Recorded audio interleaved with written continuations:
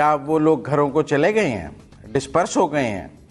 سارا جو ہجوم تھا وہ انہوں نے اعلان کر دیا ہے کل عدم تنظیم نے کہ سب اپنے گھروں کو چلے جائیں, ہمارا معاہدہ ہو گیا اور سب آرام سے پرامن ہو کے گھر چلے جائیں. ایسا تو نہیں ہوا. وہ لوگ تو وزیر آباد کے ایک بہت بڑے پارک میں آرام سے بیٹھ گئے ہیں اور انہوں نے کہا ہے کہ جی معاہدہ ہو گیا, جب یہ عمل پورا ہو جائے گا تو ہم گھر چلے جائیں گے, ورنہ ہم وزیر آباد میں بیٹھے ہیں. اور وہ وہاں بیٹھے ہیں اور وہ کہتے ہیں جیسے جیسے معاہدہ پورا ہوگا ویسے ویسے ہم ڈسپرس ہوں گے. اس لیے حکومت نے کیا منوایا, وہ کہتے تھے پہلے یہ لوگ گھر جائیں پھر بات مانیں گے. وہ تو گھر نہیں گئے ہیں, وہ تو وزیر آباد ہی آج بیٹھے رہے ہیں اور وہ کہتے ہیں ہم تب تک وزیر آباد بیٹھے رہیں گے جب تک معاہدے پر مکمل عمل درآمد نہیں ہوگا. اور اس کی کوئی گارنٹی نہیں ہے کہ ٹی ایل پی یا کوئی اور ایسا گروہ واپس نہیں آ سکتا ہے یا نہیں آ سکتا, کیونکہ حکومت نے اپنے آپ کو پوزیشن آف ویکنس سے نیگوشیٹ کیا ہے. آپ نے یہ واضح پیغام دیا ہے کہ آپ آئیں گے تو ہم آپ کی بات مانیں گے, تو وہ کبھی بھی آ سکتا ہے. نمبر 2, مجھے جو خطرہ ہے, چھوڑ دیں طریق لبیک کو, اس کا اپنا مسئلہ ہے, اور دوسرے گروپ اور دوسرے لشکر انکریج ہوں گے اس صورتحال سے جو بنی ہے, اور وہ طاقت پکڑیں گے. ان کو وہ کہیں گے ہماری بھی ایک اخلاقی بنیاد موجود ہے, لشکر نکالنے کی, ریلی نکالنے کی, مسلح جلسہ کرنے کی اور پولیس والوں کو مارنے کی. ہماری بھی اخلاقی بنیاد ہے ایک, پہلے ہو چکا ہے یہ. ہم سے معاہدہ کرو. آپ کس سے معاہدے کرو گے؟ آپ کہاں لوگوں سے نپٹ رہے ہو, کس پروسیس میں آپ موجود ہو؟ ٹیررزم کے خلاف کون سی لڑائی آپ لڑ رہے ہو؟ وزیرستان میں بھی صورتحال ہے, افغانستان کے بارڈر پر, مشرقی انڈیا کے بارڈر پر آپ ہیں, آپ انٹرنل ٹیررزم سے نپٹ رہے ہیں. یہ جو جب دوسرے گروپ آئیں گے مزید سامان لے کر, ان کے ساتھ آپ کیا یہی کریں گے, اسی طرح کریں گے؟ اگر اس طرح کریں گے تو آپ حکومت نہیں ہیں, آپ کچھ اور ہیں. آپ ایک گروپ ہیں جو مستقل معاہدے کر رہا ہے اور مستقل کمپرومائز کر رہا ہے, اور یہ کمپرومائز میں سمجھتا یہ ہوں کہ اسٹیٹ کے شاہ نشان نہیں. اگر ہم اپنا بارڈر بھی کنٹرول نہیں کر سکتے, اسمگلنگ بھی کنٹرول نہیں کر سکتے, ہم انفلٹریشن بھی کنٹرول نہیں کر سکتے, ہم انسرجنسی بھی کنٹرول نہیں کر سکتے, تو ہم کیا کر سکتے ہیں؟ ہمیں اپنی سرحدیں محفوظ کرنی چاہیے نا.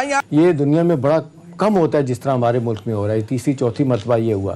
ابھی آپ دیکھ لیں لیٹسٹ فگر جو بتا رہے ہیں, بار بار حسان خاور صاحب سپوکس مین ہیں, 34 بلین روپیز کا نقصان ہو چکا ہے, کتنے لوگوں کی شہادتیں ہوئی ہیں. بھئی کون ہے اس ملک پہ 95% مسلمان ہوتے ہیں, ہر آدمی کھڑا ہو کے دوسرے کو مسلم اور غیر مسلم ڈکلیئر کیا چلے جا رہا ہے. کون ہے جو نبی صلی اللہ علیہ وسلم کی محبت سے خالی ہے جس کا دے؟ ہم نے دیکھا کہ سارے پروسیس کے اندر جنرل صاحب جو وفاقی وزراء کے بیانات سامنے آتے رہے ہیں, جو وزیر اطلاعات فواد چودھری صاحب نے بھارتی فنڈنگ کے انہوں نے الزامات لگائے, پھر یہ بھی کہا کہ عسکریت پسند جماعت ہے, القاعدہ کے حوالے سے بھی باتیں ہوتی رہی, اس سے بھی جوڑا جاتا رہا. لیکن اب جماعت پر سے پابندی ہٹائے جانے کی بات ہو رہی ہے, تو پھر ان بیانات کا کیا جو کہ پریس کانفرنسز کے اندر جو الزامات ان پر لگائے جاتے رہے؟ اگر اس میں کوئی ایویڈنس ہے اور کانکریٹ ایویڈنس ہے تو اس جماعت کو پروسیکیوٹ کرائیں اور عدالت کے پاس لے کر جائیں, یا الیکشن کمیشن آف پاکستان کو وہ ایویڈنس دیں, ان پر پابندی لگائیں. اگر ایسی ایویڈنس ہے تو یقیناً یہ ایک وائلنٹ تنظیم ہے, اور اس وائلنس کے پیچھے اگر غیر ملکی ہاتھ ہیں تو پھر تو ایک ملک کے لیے بھی, اوورآل اسلام کے مذہب کو ٹارنش کرنے کے لیے بھی ان کی ایکٹیویٹیز جو ہیں وہ ایک نیگیٹو تاثر پیدا کریں گی, ملک کے اندر بھی اور ملک کے باہر بھی. اگر ہم پر دباؤ ڈالا جا رہا ہے انٹرنیشنل مانیٹری انسٹیٹیوشنز کے ذریعے, ڈائریکٹ یا انڈائریکٹ, ہمارا سب سے بڑا تجارتی پارٹنر جو ہے وہ امریکہ ہے. سب سے سعودی عرب کے بعد سب سے زیادہ ریمیٹنس ہماری وہاں سے آتی ہیں. اس کے علاوہ اور بہت سارے معاملات ہمارے ان کے ساتھ ہیں. یورپین یونین کو شامل کر رہے ہیں تو 75% ہمارے ٹریڈ ریلیشن شپ انہی لوگوں کے ساتھ ہیں. تو ہمارے پاس دینے کے لیے کچھ نہیں ہے, کھونے کے لیے بہت کچھ ہے. جو دنیا کی طرف سے سختیاں آ سکتی ہیں, امریکہ کی طرف سے جو دباؤ آ سکتے ہیں, ان کو فیس کرنے کے لیے اپنی قوم کو تیار کرنا ہوگا, اور اپنے جو ایکٹ آف پارلیمنٹ کے ذریعے یہ ڈیسیجنز کرنے ہوں گے کہ کس جگہ پر ہم نے تعاون کرنا ہے اور کن جگہوں پر ہم تعاون نہیں کر سکتے. یہ سولو ڈیسیجن ایک پارٹی کا یا حکومت کا نہیں ہونا چاہیے. اس میں جتنا پارلیمنٹ کو انگیج کریں گے اتنا پاکستان میرے خیال میں فائدے میں. پارلیمنٹ کو انگیج کرنے کی ضرورت ہے. ملک میں چینی کی جو قیمت ہے وہ ملکی تاریخ کی نئی بلند ترین سطح پر پہنچ گئی ہے, اور اس وقت جو ریٹیل سطح پر فی کلو چینی ہے اس کی قیمت ہے جی 125 سے 130 روپے. کیا حکومت نے, ہم کہہ سکتے ہیں کہ بہت دیر کر دی ہے چینی درآمد کرنے کا فیصلہ کرنے میں؟ आखिर कोई तो हल होगा इस बात का कि शुगर मिल्स को और चीनी की जो कीमतें हैं इसको कंट्रोल किया जा सके। ये जो ग्रॉसरी की कीमतों में इजाफा हुआ है और ख़ासतौर पे पिछले 1-2 महीने से तो मेरे ख्याल से बहुत ज़्यादा इजाफा देखा गया है, लोग बहुत परेशान हैं, इसकी क्या वजह है? हुकूमत ये कहती है जी महंगाई हुई है, लेकिन जो होलसेल वाले हैं वो नाजायज़ मुनाफा रखते हैं, जिसकी वजह से कीमतें जो है वो आसमानों पर पहुँच जाती हैं। जबकि होलसेल में चीनी की कीमत 131 रुपए हो गई है। रिटेल सतह पर फी किलो चीनी की कीमत 125 से 130 रुपए तक पहुंची हुई है। ये करिश्मे उस पीटीआई के दौर में जाहिर हो रहे हैं जिसने माफिया से लड़ना था, जिसने करप्शन का कला कमा करना था। लेकिन इस वक्त हुकूमत की हालत उस उलझे हुए धागे के गोले की तरह है जिसे सुलझाने की कोशिश मजीद उलझा देती है। पेट्रोल हो, आटा या फिर चीनी, जिस मामले में हुकूमत ने नोटिस लिया, इसने फिर अवाम को तिगड़ी का नाच जरूर नचाया।